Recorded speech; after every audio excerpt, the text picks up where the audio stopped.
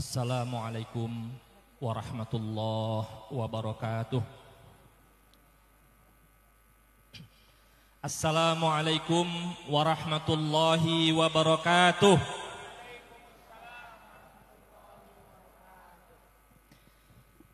Alhamdulillahi rabbil alamin. Wassalatu wassalam ala akmalir rusuli Sayyidina wa habibina wa syafi'ina wa qurrati a'yunina sayyidil awwalin wal akhirin wa qaidil ghurril muhajjalin wa jaddil hasan wal husain nabiyyina Muhammadin sallallahu ta'ala alaihi wa ala alihi wa sahbihi ajma'in. Walahul hamdu subhanahu wa ta'ala an fataha li awliyaihi turqal huda wa ajra ala aidihimul khairat wa najahum minar rada. Faman iqtada bihim intasara wahtada wa man araja an tariqatihim intakasa wa taradda amma ba'du. Yang sama-sama kita muliakan keluarga besar Bani Falak Pondok Pesantren Al-Falakiyah dan Al-Falak Pagentongan Bogor.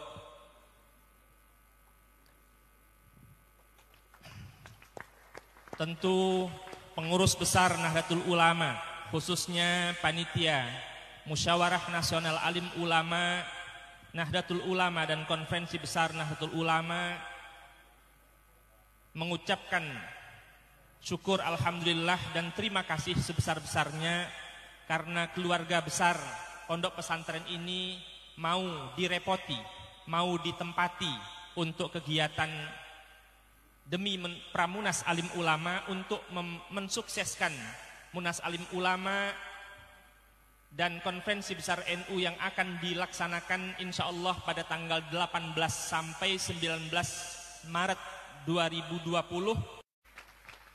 Bahsul Masail hanya ada di Nahdlatul Ulama, tidak ada pada HTI. Saya baru saja menghadiri Kongres Umat Islam Indonesia di Pangkal Pinang. Di sana berkumpul yang konon kabarnya ulama, tetapi lagi-lagi membaca Quran saja mereka melakukan tahrif. Salah harokat, salah terjemah, dan tentu saja salah tafsir. Ini sesuatu yang sungguh sangat memprihatinkan. Karena yang bukan ulama sudah mulai ditokohkan oleh masyarakat awam. Bagaimana mungkin ada ulama bersorban besar seperti Ban Vespa, berjubah nasrif saja salah. Dan itu tidak mungkin terjadi di Nahdlatul Ulama. Ada yang menasrif kafaro yukaffiru kampret. Ada yang menasrif azza ya'izzu ta'ziyatan. Ini memperhatikan.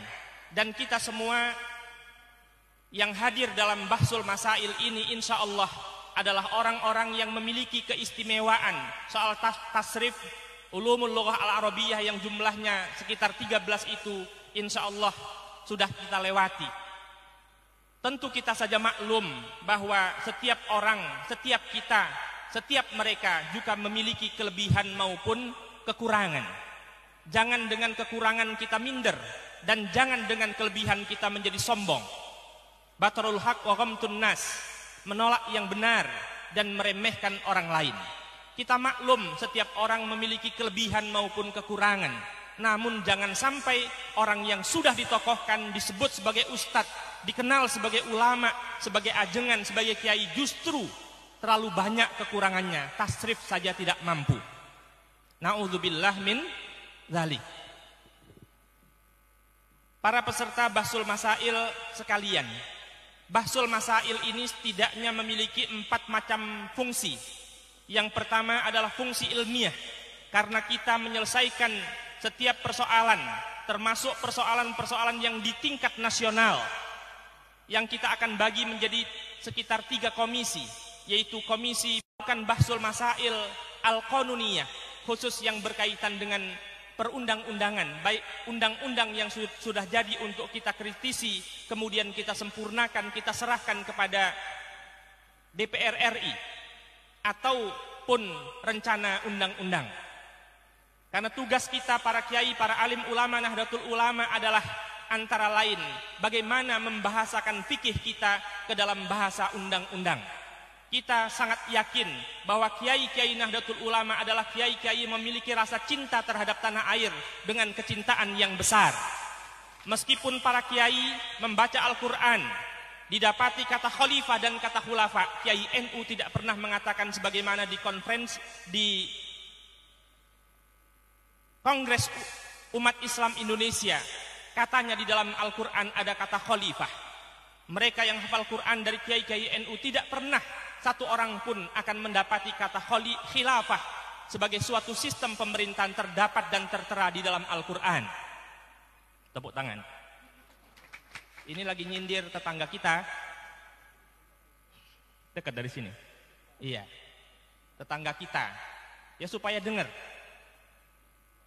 Ya, karena ini sangat membahayakan persatuan dan keutuhan negara kesatuan Republik Indonesia. Tidak ada kata khilafah di dalam Al-Quran. Namun kata khilafah hanya terdapat dalam hadis Nabi, terdapat dalam kitab-kitab kuning, Al-Kutub As-Sofra Al-Qadimah.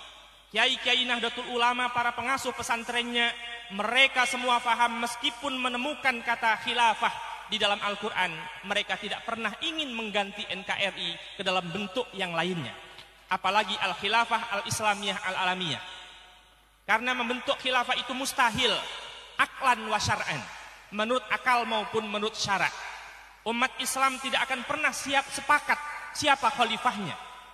Yang kedua, sampai hari ini belum pernah ada satu negara pun setelah dunia menjadi nation state, negara bangsa, satu pun tidak ada di dunia ini negara yang berbentuk khilafah.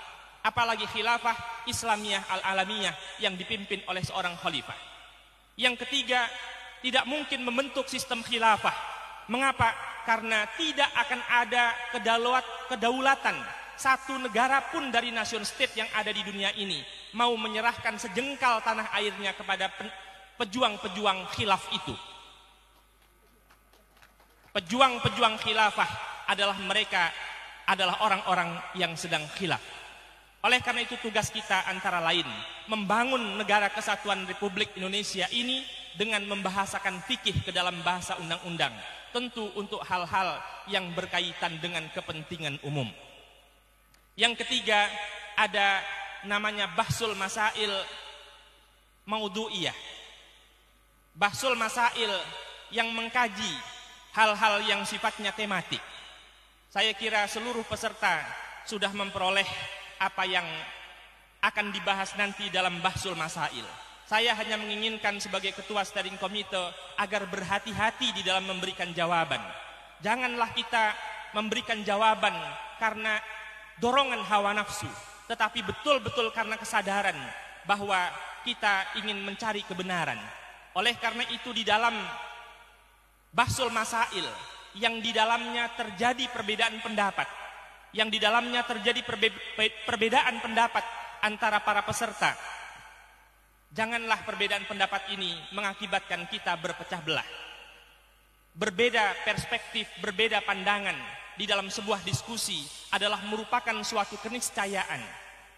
Orang berbeda pendapat adalah lawan berpikir kita. Perbedaan pendapat dalam bahsul masail tidak boleh menafikan penghormatan antara kita yang muda terhadap yang tua. Tidak boleh menafikan rasa kasih sayang yang tua terhadap yang muda. Saya juga dalam kesempatan ini ingin mengatakan bahwa bahsul masail selain memiliki fungsi ilmiah juga memiliki fungsi silaturahim di antara kita yang jarang bertemu atau bahkan memiliki sekat hati. Di dalam bahsul masail ini hendaklah kita rekatkan tali silaturahmi, tali persaudaraan. Yang ketiga, fungsi bahsul masail kita adalah fungsi konsolidasi, menguatkan di antara kita dari seluruh Indonesia untuk saling kenal mengenal, untuk saling tolong menolong, untuk bermusyawarah, wa amruhum syura bainahum. kun kal yadain wala takun kal udunain. Jadilah engkau sebagaimana dua buah tangan yang saling bekerja sama di dalam menyelesaikan masalah, di dalam mencari setiap solusi atas setiap masalah yang dihadapi. Mudah-mudahan dengan fungsi silaturahmi, fungsi ketiga dari silaturahmi dari Bahsul Masail ini, yaitu silaturahmi, dapat wujud pada kesempatan Musyawarah Nasional Alim Ulama ini. Yang keempat, tadi saya mendengar ada seorang kiai yang Dzus Syaibah, yang sudah memiliki uban, bertanya kepada saya, mengapa PBNU, yakni lembaga Bahsul Masail PBNU sekarang kok jarang mengundang saya lagi untuk Bahsul Masail. Saya memberikan jawaban, Pak Kiai, mohon izin Pak Kiai tidak diundang lagi bukan karena Pak Kiai tidak berkualitas, tetapi karena saya kira penting untuk berganti generasi. Fungsi yang ketiga dari Bahsul Masail ini adalah kaderisasi.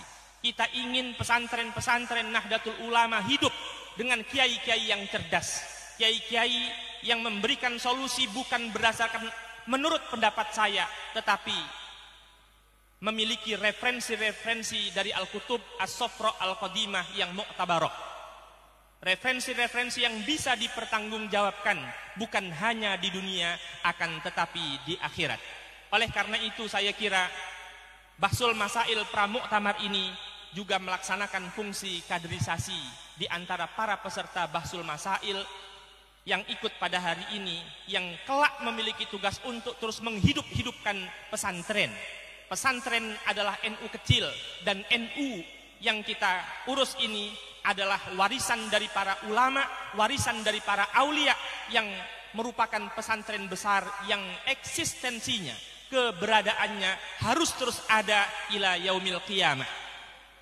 Amin ya rabbal alamin. Kalau fungsi kaderisasi Bahsul Masail terus berlangsung, Bahsul Masail sebagai ruh NU menghidupkan NU, maka pesantren-pesantren NU di seluruh Indonesia akan terus hidup. Kalau NU, pesantren-pesantren NU terus hidup, maka NU akan terus hidup. Kalau NU hidup, Indonesia juga akan terus ada ila yaumil qiyamah dengan persatuannya. Demikian yang bisa saya sampaikan. Mudah-mudahan Bahsul Masail Pramunas Alim Ulama ini berjalan dengan lancar dan baik.